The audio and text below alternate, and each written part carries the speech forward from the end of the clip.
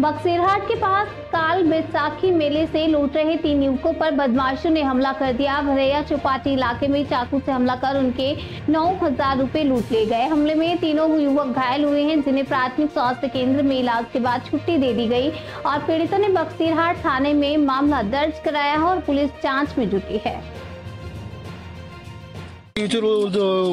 तो বললো যে আমরা তিনজনে ওই কালবৈশাখী মেলার থেকে বাড়ি যাওয়ার পথে দেখি ওই আমাদেরকে রাস্তাতে আটকানোর পরে টাকা পয়সা আমরা দিতে চাই নাই, তার জন্য পরে আমাদেরকে অনেক কিছু করে তা পরে টাকা মানে জবরদস্তি হয়, আমি দিতে চাইনি টাকাটা।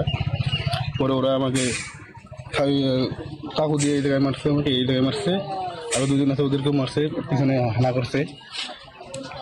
তারপরে তোমরা হাসপাতালে যাও? হ্যাঁ, হাসপাতালে প্রাথমিক চিকিৎসার পরে এখন থানায় আসলাম। তা থানায় বললে আসার জন্য।